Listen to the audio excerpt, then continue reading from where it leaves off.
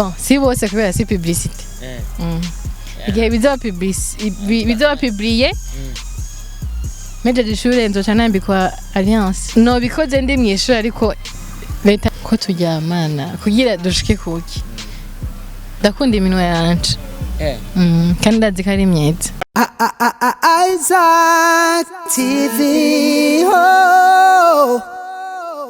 Yes ni umunezero ugeretse kandi gusubagura namwe bakunzi ba Isaac TV. Iyi ni Isaac TV murazi ko turi ku mwanya mu kubazanira ibiganiro ku mwanya kandi bibashimisha muri hose. Nimba utaragira subscribe cyangwa sabone wacerewe cyane gose. Irukira kuri Isaac TV ibiganiro ni vyinshi cyose cyamaze gushikako ukirabe ni exclusive. Tikumwe na Juma Jux behind camera niwe abandanya ku. Niwagira duhereze zino sanamu ziza cyane gose zimeze neza. Ndi kumwe n'umukobwa uraza kumumenya. So abantu zo turakora ibiganiro turabajene ni so sana ko rero dukoze ibiganiro turabajene usanga nyene twagiye mu bindi vyumviro tukubona umukobwa novuga ko ari umukobwa mwiza cyane gose mumbabarire kugira tumwakire kugira dushobore kuyaga namwe bakunzi ba Isaac TV ni umukobwa novuga ko ari kwaberewe neza cyane gose novuga ko ari vyiza Juma uramubona umukobwa yote mabuki ni sawa meze neza cyane urakomeye yego d'abord kwanza tutayazi ibindi vyinshi bantu bashaka kumenya nyene en profondeur bashaka kumenya nyene ku buryo bw'indani bwiyaguye umuntu turi kumwe itwa gute lighting gentil toi gentil aje usanze ubahe précisément nyene hano I Bujumbura Kamenge gentil aba mukamenge no ariko arayaga na Isaac TV so ngerageje guhera hasi nkarabikira to wambaye nkarabaga kanzu wambaye mbo uraberewe antuka merci nibikugora iyo ugura ikirato mbega hajya iyo ugura ikirato dufate mu isoko urabiki dokarite kuri wewe dokarite ugura ikirato ni karite yawe ni yahe ku kirato ugura ikirato ndaba ko kiri muri good zanje kandi kimbere hajya guya wewe ikirato bimeze gute biravana kwa nambara style zose wambaye ni kanzu novuga hajya kanzu bayita gute wambaye bayita ikanzu nyene hari ubwoko bw'amakanzu bavuga ati kanzu bayita uku nkakujye bavuga ati mukonda out like bavuga ati kanzu nayo bayita gute bayita ikanzu sinumvira indi zina noye ikanzu gagije kuraba umukobwa navuga ko uberewe kandi urabegwa vraiment nataye yawe ni ya bien me ngerageje kuraba hari bega tutuboro tuba turi ku maguru batwita gute twe ku bahungu ntatumfise nico ituma ntazi ko batwita nkawe wowe dufise batwita gute sinzi zikara umugara nta kindi umugara ura ku musi ngwazo uzavuca nkanwe barusange barakwivye ko yari abantu bakunda wapi uzavuca ahantu usanga hajya urubatse yego sure tubatse rubatse usanzwe bafise abana liking mfise umwana umwe ariko namuronse ntarubaka wamurose nyene ukiri mwe warufise amaraso ashushe yanje shushe gishushe nyene bakiza muhira nyene abantu bose bavuga ati sigiye kuri gentil uvuka mu Kamenge nyene ni usanzwe uvuka mvuka mu Cankuzo kumbe mu Cankuzo arabaye abana beza nani merci umuntu azobashaka kuja mu Cankuzo none like kuja gutembera mu Cankuzo aguhamagaye nka gentil ati ngo uje kudutembeza mu Cankuzo twogenda kabisa nta hameze neza ndamaze kumva abantu bita ibuhumuza harahumuye rero nk'izina ryaho icenda juru naho si hariya ni icenda juru nyene ariko si yomva hajya mu Cankuzo aho uva nyene mu ikota nyene uvamwe ni buhumuza canke buhumuza ni izina bitirira intara basi buhumuza ajya uheruka kuja muhira ryari bon muri vacances mu kwicenda umugabo wawe yagukuye mu Cankuzo canke wari wamaze gushika ngaha tuvuge Bujumbura like ari umuntu ariko gutelefone woshobora kumwitaba nibikunda ntibiri ngombwa mwitaye gato gusa nasomye mbona my hobby mbone mutama ariko aragutelefone ni sheri ava shavura ko twakoresha ikiganiro oye yo kumwitaba nawe umwitaba mu kiganiro ntanakimwe naco bitwaye ni jante novuga ko aberewe cyane gose nguma ndabigaruka ko kuberewe. So Gentil tuduhagaze ku kazi narigeze kubona ukora ibintu by'ubukwini video sizo? Yego. Mbega hajya ubukwini video wabikora nk'akazi cyangwa wabikora ko mu kwiryohera? Sinabikora nk'akazi. Narabikoze nk'ukwiryohera ariko sinabikoze kubusa. Byarakwinjirije Gentil. Yinjirije. Gusa nyene sindabikunda. Nubikunda? Siko akazi kanje mu bisanzwe. Nk'ubu umuntu yogaruka akakubwira ati Gentil ngene kugushira muri video yanjye shaka gushiramo byo genda gute? Sinzi ko novyemera gusa vyovara. Yanke ubu urafise umuntu apare ashobora gutanga itegeko akavuga ati ntishobora kujyayo cyangwa urajyayo. Nubundi n'ubwambe nari ndamufise. Hajya uribuka neza na neza aho umunsi mwatangura kundana n'umugabo wawe kuno vyagenze? Umunsi twatangura gukundana? Nabyisanze. Ariko mwahuriye ahantu quelque part? Twari dusanzwe tunzina turi abagenzi hama havamwo gukundana. Mbega ntaguciriyemo ni cyo kintu ubona yuko cyotuma wewe uva ni cyo kintu umugabo yokora ku buryo cyotuma nyene uvavana n'umugabo mukavana nyene burundu ni cyo kintu yokora kigatuma muvana? Icyo yakora? Sinzi ndamufashe ariko aramvanga sinzi. Ariko ndabyumvise nana kimwe. Ugiye nawe bishitse akagufata uri kuramuvanga. Yofata ingingo yiwe. Ariko sinobikora. Mu gihe bishitse ukamuvanga agafata ingingo yo kuguhemukira kandi nawe turumvise yuko umufasha ariko arakuvanga muca muvavanura ne mu gihe nawe bigushikiye akagufata kundi afashe iyo ngingo yuko mushobora kuvana nibazi yuko atanguranije guteka. Nta muntu yonezerwa avanye n'uwakunda. Reka ngaruke ku nyambaro gatoyi bivanye n'ukuntu wambaye.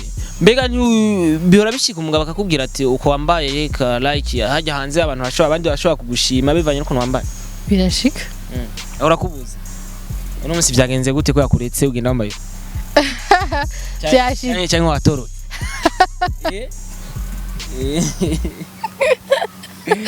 Byashitse gusa. Byashitse nyene uragenda like usanga ari ku kazi ndavyibaza usanga mutama ari ku kazi ko niyo guma muhira. Ari ku kazi. Igituma ndakubajije uko like uko wambaye je ngishika ngaha nabona umengura umujene nabona umengura umujene nico gituma nakubwiye twebwe aba journaliste babajene usanga nyene ari kibazo bivu. Umujene nyene sindasaza. Nturasaza. Umujene mama. Umujene mama. Sinabona basi kuri umujene mama tugitangura korana ikiganiro ariko ndatangaye kubona uri umujene mama bivanye n'ukuntu wambaye. Aho uri muri telefone ntuwitabo wari we wese munabura karonde. Iyo ndondeye undonde nkakubaza uburiwe nkumva ndakuzi turavugana ntakuzi naho ndagukupirako. Okay tuvuga ko ari Gentil tuvuga yuko asa n'uwahevye ukwini video kandi nimba atari banga Gentil ari kumugabo aje no kwishuri sibyo? Ego. Kuko ngerageje kurikira mastati wawe na mbona wambaye uniform hajya bigakwishuri cyane. Etesi charama. Etesi charama. Hayo kuri etesi abo mwigana barazi nyene kufise umupapa nyene umwana umwe. Bon, si bose kubera si publicité. Igihe bizoba publié. Meje d'ishure nzoca nambikwa alliance. En tout cas établissement yose nibazi ko igerageza kuza kuyagisha. Biravana no tumenyeranye. Ino hajya ukundira umugabo wayo muri community batari ba. Cyo namukundira aranyitaho. Okay. Iyo uri kumwe n'umugabo ndazi hajya ndakindi kibazo ushobora kubaza umugabo yaragize chance arakuronka kandi ni fresh yaronse mbere umukobwa cyangwa umwigeme novuga ko ari mbega yavuga umwigeme cyangwa bavuga umukobwa. Byose nshake. Umuntu atamaze kubaka bamwita gute ari umufiye. Nshake. Umwigeme n'umukobwa nico kintu. Abigeme bose n'abagore niko kari abakobwa. Hajya anyu umugabo wawe mubana ubu mu rugo. Mbega yoba yagize kangahe mu rukundo rwiwawe nawe? Jewe. Gatatu niwe yacaronka chance yo gutahukana. Yeah. Uwo wa mbere n'uwa kabiri mwabafuye. Kugira ntibaronka ayo mahirwe yo abakundana ntibabura ibyo bapfa. Birahari. Mbatari banga utubwira ikintu mwapfuye. Oya ntibiri ngombwa. Gusa birahari abakundana ntibabura ibyo bapfa. Nimba ari we twahuje ni bon. sinzi nuko ari we tuzokwamana Mbo Gentil afise umugabo babana nuvuga ko ari umugabo antuka iyo ufise umugabo kenshi urambara utuboro two ku kuboko mbega ni cyaje cyatumye ugenda basi utambaye ikintu tokwita impeta naje kukubwira yuko mpejeje ishuri nzoca ndayambikwa ubure mu bana bitari mu mategeko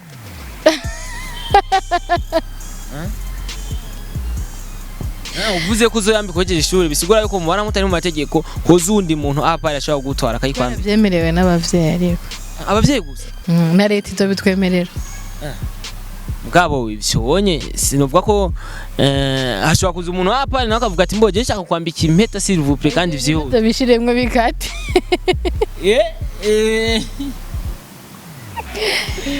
Deja turi mu kiganiro mviriza urumva yuza ati tumuvuga ati mbo mariage izoba ishurire ko ariko riheze bivanye nuko Ishuri wanje nakoze ni nkuko ubona na hirya ejo canke ejo ndakwemvise nkakubwira Starboy ngo kuri etat civil yanje dote mariage no bikoze ndi mwishuri ariko leta ntivyemera yuko umuntu agira mariage ari kwishura ariko kubaka benshi barubatse bari kwishuri ikibi nuko gusa umugabo wawe gufata nabi Okay yabisobanuye ntibase kugira mariage kwera ngo ari kwishuri urazi ko bitemewe kugira mariage n'umunyeshuri suko none ndagerageje kubasigura kugira ntusuye kwabwira ngo abikate ni bien aya nabonye imengo uri kurantanga hajya niho urabishika avuga ati ndakumva ndashaka kuba meze kujya like kujyanye budeja ndi umunyeshuri nico gituma umushatsi wanyunga nuko aya nta na kimwe ntaco bitwaye ko nyene biragutoka nyene urabikunda bien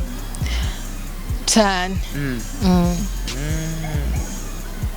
hajya Gentil mu buzima bwiwiwe nice kinakunda mu buzima bwiwiwe kinakunda gukora umunsi udashobora guhera atagikoze umunsi ntushobora guhera kuri watakoze ico kintu icyo nkunda gukora gusenga urase gusenga mu dini y'abakristo urazi mwaramutse Marie ndayitse nta muntu n'umwe atazi mwaramutse Marie warabatije nyene muri katolike mazi make na menshi urasangira urakomezwa muri mbega bavuga ngo urakomezwa muri mutima mweranda Gentil yavuze ngo mu katolika none nk'umuntu ashaka mbo umuntu ashaka kuronka Gentil acha kuri telefone cyangwa acha sarashika muhira uko ndazi hari abagabo usanga bafuwa like nkuko biravana n'ivyo nkenere nk'umuntu ikintu yo gukenera ko ikintu umuntu yo gukenera ko ukacanga muri ico gihe bibaza ko ari iki sinzi abantu bafite ibyiyumviro bitandukanye ntarushobora kuza kunkenera aje kundamutsa uje kunsaba ikintu canke aje kumpanura canke akaza kunsaba impanuro biratandukanye biramaze gushika ubu unye ubana dufate n'umugabo wawe ugahabwa programa n'undi muntu atari umugabo wawe ikagenda nyene mukicarana hano mukabari birashika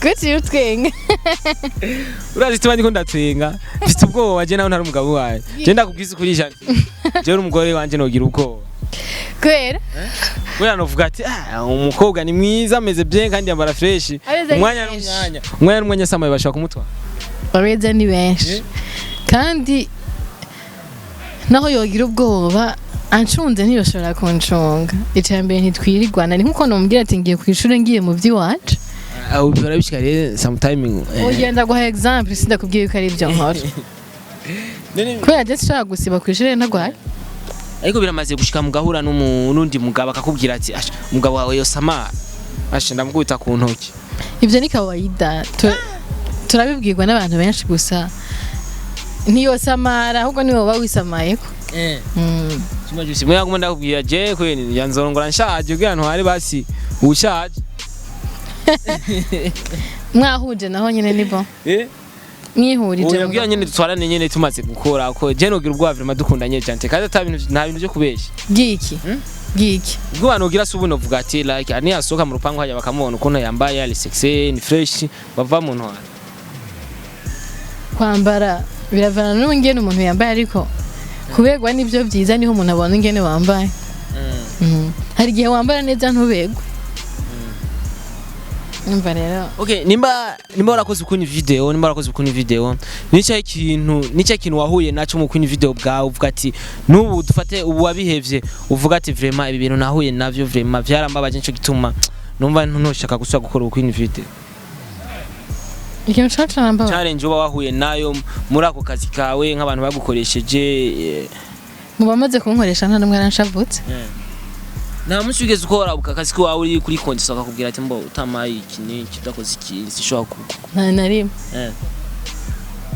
kubera kugira ndavyemere bisaba yuko ushitsa je ibyo nakubwiye ibyo twavugana hama nkabikora nta n'umuntu yavuga ati mbo like kugira dukora akazi kiwacu je nawe Gentil dutegerezwa kuryamana vyanka bikunda ivyo ntibiba bikenewe ko turyamana kugira dushike kuki ni kuryoherwa abantu baryamana kugira baryoherwe turyohe nta munezero wo kuryamana no banje guca amahera yanje iyo uryamanye n'umuntu nturyoherwa agenda nturyoherwa sinzi biravana vyovana no warira umugabo wawe nturyoherwa basi kumva nyene kuri nyene amudu nyene gusa nuvuga yuko basi bishobora kuba byaragushikiye mugabo utavyemeye bikagushikira kuko abantu turatandukana nibiranshikira nabi namunsi biragushikira okay why nubwo bukwe video maze kuja mu ma video nkeka nk'abiri ayandi nayo nsha okay kugira umuntu rira gutore basi mumvikane bien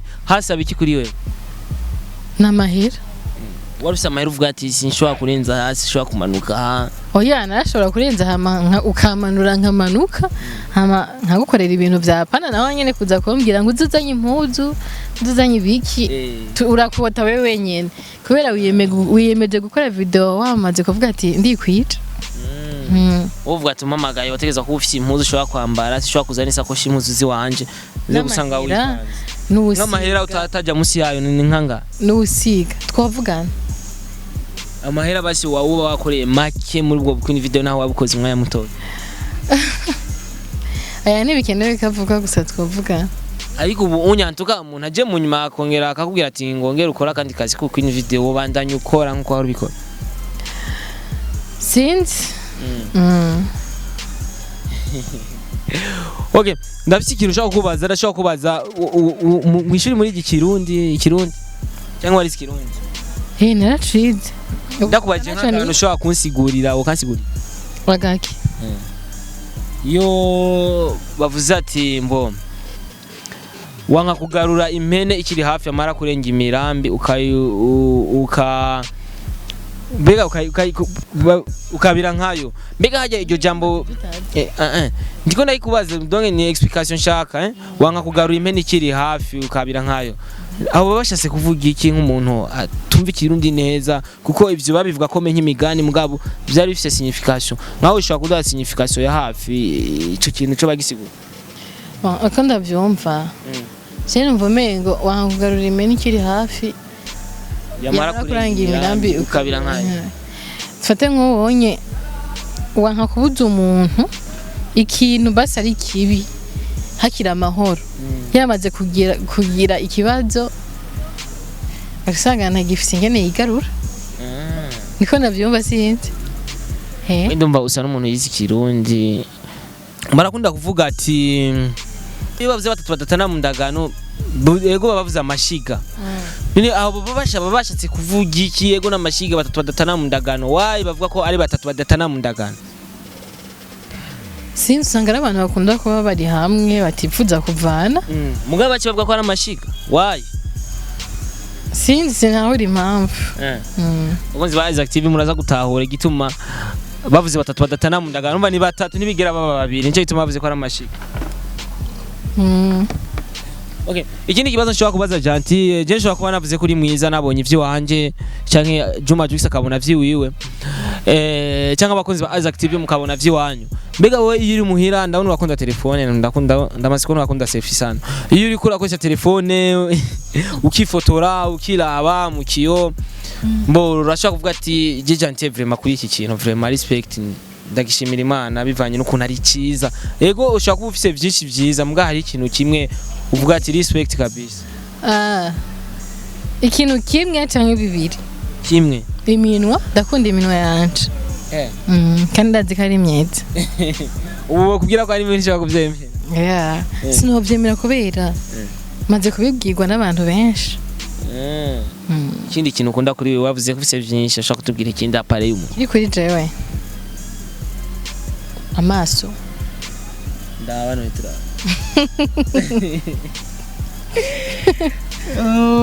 Tigwe n'umukobwa bamwita Gentille. Mbo turayazi kandi byinshi jiste nashika kumenya ko akiri mu Queen video yamaze kumbwira yuko yamaze kuva yatakibikora kwanze Queen video sibyo bintu byanje nahoze nkoramo cyane umunyakazi ukora ubu utangwe kuririmba naratangwe gutamba ndatamba umurafise indirimbo ndaheba no kuririmba warabihebye no kuririmba narabihebye mbwa mucanguza ari uwundi muririmbyi kazi ava yitwa Clementine Kevin muwamuzina turazina impano zo mcankuzo. Okay, nimba wararirimbye ufite indirimbo ashaka kuduha agapira gatoyi vrema basi tuse n'abarangiza ikigano fresh. Wenyene urumva. Nari mazi kuyibona sema tu gusa nuko ntavyitaye. Nabirabona. Nabirabona. Kuyibona ndakwereke ndi mwabone wawe. Nyereka. Umwabone wawe. Dumu. Ikaduse n'abarangiza ikigano basi kuri ako gapira k'indirimbo yawe sivyo. Nimba warabihevye yego irevre ari abantu indirimbo zituguma mu mitima. Iwanje. Nasubiye mw'abandi. Wasubiye mw'abandi. Okay, byinshi kwa tuje kumaza tumve ko agikora akazi kiwiwe urumva ko akazi asa n'uwagahagaritse ubarubatse na mutama afise umwana umwe kandi akongera akamunyeshuri ejo canke ejo haza ashobora kugwa invitation bakamwambika imete ariko hari gihe no bibandanya sindavuga ko ndabihevye burundu. Igihe yo bibandanya ni muri pause gusa. So numukobwa mwiza ntuzoze kumudraga canke umutongoze canke bivanye no kuvyita asangwa afise uwo novuga ko bubakanye ntibari mu rukundo barubakanye barabana n'umukobwa mwiza cyane gose ameze neza. Dusare n'abarangiza dusozere dusezera abakunzi ba Isaac TV abantu bose bari ko baragukurikirana. Kunzi ba Isaac TV ndabashimiye ko nkurikirana mwandanye mugukurikirana Isaac TV mugire subscribe cyangwa Sabonnez mushire ko na comments na share so atinya kuraba muri kamera oya ndiko ndaraba nababwiye bakozi ba Isaac TV mugire subscribe sawa wagize neza kuduno mwanya sawa merci na ego yali Isaac TV my name is Star Boy behind camera ni Juma Jackson yari ibintu bimeze neza kuyaga namwe murazi ko tukunda kuyaga namwe no mwigeme yaga neza cyane gose ndakunze kuna yaga ndakunze kuna meze ni fresh nanje nibazi ko atugaya ciao ciao mugende mukurikirana ibigano vya Isaac TV nimwibagiye no kugira share ikiganiro kiguye kwaho nyene gira share ubandanye kudusupportinga ni wa supportinga jewe ni wa supportinga Isaac TV ni wa supportinga Juma Jux ni wa supportinga no mwigeme turi kumwe ngaha uzo supportinze igihugu cawe arico cacu bye bye Isaac TV. Oh.